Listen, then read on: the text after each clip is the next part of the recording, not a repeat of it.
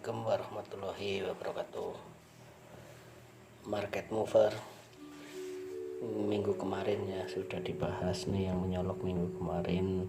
Semua market pada dasarnya sideway karena pengaruh corona yang setiap negara yang sama-sama fatal ya.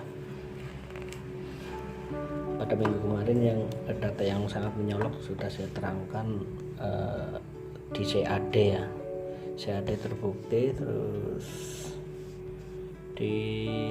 nah ini yang klaim tunjangan pengangguran lanjutan, pengangguran awal,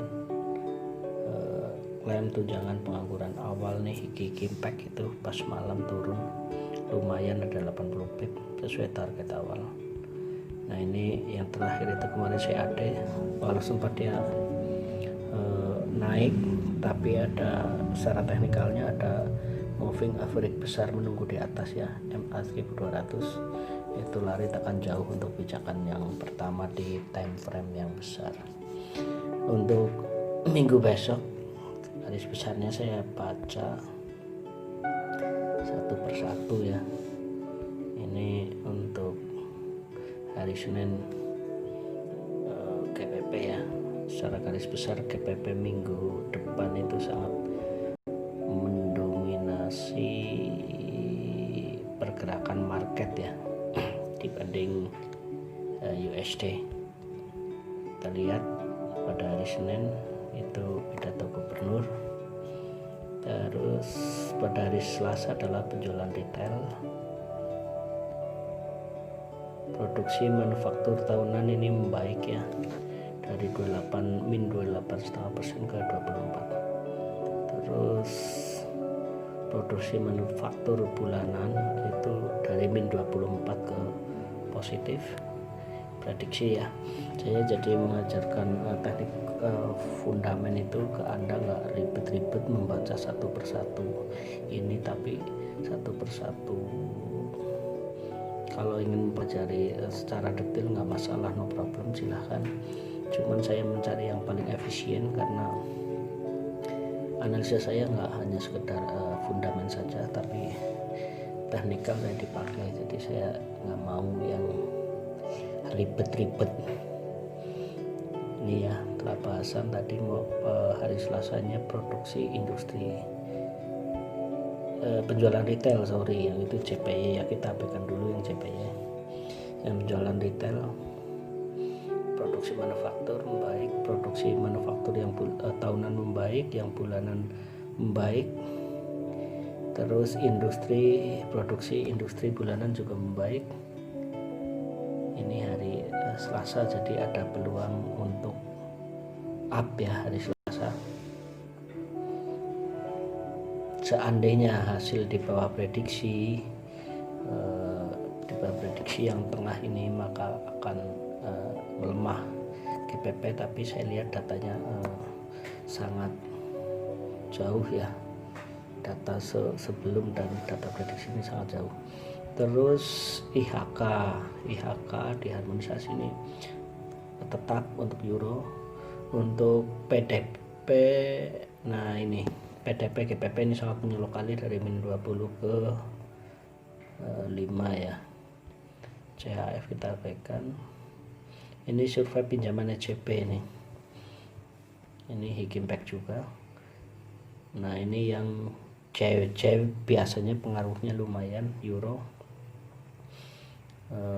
dari -83 ke -64 ini bagus. Produksi industri musiman juga bagus, surveinya juga bagus. Sentimen ekonominya memang agak melemah ya, cuman didukung oleh 3 medium dan 1 Higi Impact. Ini hari Selasa ya, masih untuk euro USD masih sideway, areanya itu aja, 13 sebagai angka sakti dan MA 1200 sebagai batasan maksimal ya. MA 1200 nanti saya gambarkan yang MA 1200 di layar. Nah ini untuk hari Selasa malamnya. indeks harga konsumen tahunan meningkat, indeks harga konsumen bulanan juga meningkat, indeks harga konsumen non pangan juga meningkat, indeks harga konsumen non pangan ini menurun. Jadi masih area-area sideways untuk EU ya. Yang menyolok itu yang GBP USD ini sangat menyolok kali. Jadi masih ada peluang Senin Selasa itu up. Terus hari Rabunya itu JPY ya, ini keputusan suku bunga BOJ. Kalau saya prediksinya di tahun 2019 itu saya nyatet sekitar 2018 ada sekitar 22 cut rate ya, 2019 ada sekitar 24 cut rate, itu saya data di web, udah ada semua jadwalnya. Jadi kalau suku bunga tetap itu cenderung menguatkan mata uang negara tersebut. Kalau cut rate itu rendah, kemudian itu melemahkan mata uang tersebut gitu ya. Kalau high rate beta itu menguatkan mata uang tersebut. Nah ini malamnya indeks harga setengah 4 ya sore ya, indeks harga retail ini bagus, GBP tahunan juga bagus, musiman tetap, produsen bagus, indeks harga konsumen tetap, indeks harga konsumen yang bulanan juga tetap. Nah ini konferensi yang menyelesaikan JPY ya. Ini paling bahasan tentang kucuran dana untuk COVID. Ini GBP berarti Selasa Rabu itu masih positif ya beritanya. Terus untuk USD tetap ini indeks harga impornya bagus, ini menurun, produksi industrinya bagus, pernyataan ini CAD lagi yang kemarin menyelesaikan yang hari Jumat ya, makanya saya bilang saya open posisi sell pun saya tahan, saya berani karena minggu depan yaitu minggu besok ini sudah menunggu jadwal tingkat suku bunga BOJ ya, dan keputusan suku bunga yang diprediksi akan tetap suku bunga 0,25%. Ini CAD ya, peluang turun masih ada. Terus hari Kamisnya NZD kita abaikan, saya jarang di NZD ya, ini sebagian belum keluar. Nah ini agak menyolok perubahan ketenaga kerjaan musiman nih, dari min 227k ke 112. Nah ini bagus, ini kejadiannya persis yang saya ada kemarin Jumat. Oke, tingkat partisipasinya juga meningkat dari 62 ke 63. Sayangnya tingkat pengangguran itu diprediksi menurun ya, dari tingkat pengangguran diprediksi meningkat dari 7,1% menjadi 7,4. Ini yang sebagai katalisnya ya. Udah pas perubahan tenaga kerja ini bagus, dari min ke positif, tingkat partisipasi bagus. Sayangnya ada katalis tingkat pengangguran musiman, tapi saya tetap berprediksi bahwa ini akan menguat dulu AUD. Habis itu baru kemungkinan sideways ya, saya belum lihat secara teknikalnya nanti. Nah ini masih GBP ini untuk menutup. Pendapatan rata-rata tanpa bonus ini turun, pendapatan rata-rata dengan bonus ini turun juga. Perubahan ukuran pemohon klaim ini saya baca ya, pembacaan yang lebih tinggi dianggap sebagai negatif, sementara pembacaan yang lebih rendah sebagai positif.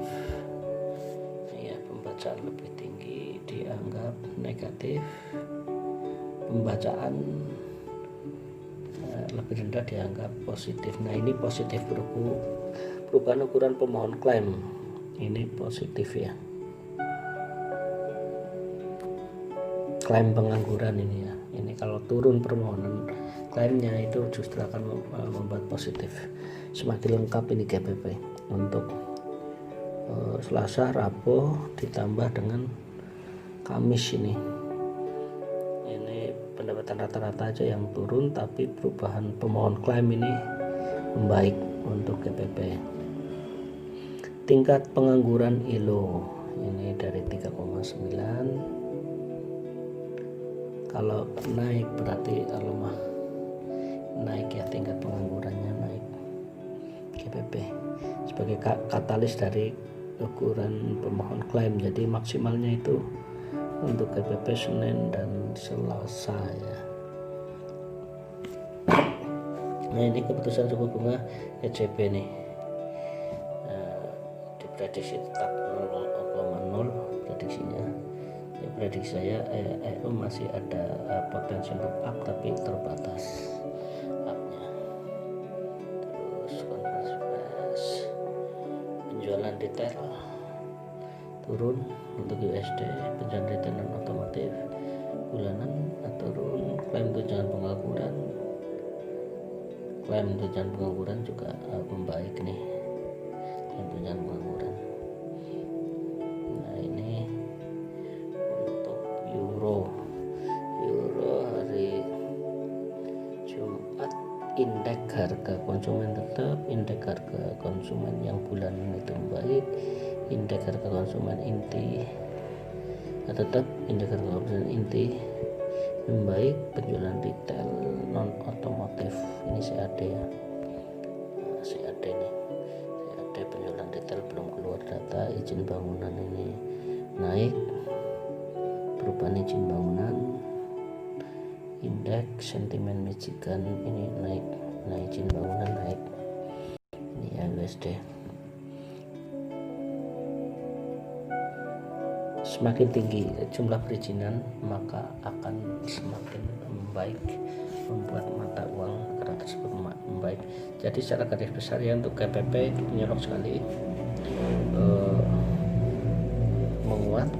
Untuk euro cenderung masih up tapi terbatas, euro USD ya, dan CAD ada peluang untuk menguat untuk melanjutkan euro CAD seperti kemarin. GBP CAD ini stagnan karena GBP bagus, CAD jadi hanya bikin kejutan koreksi saja ini CAD.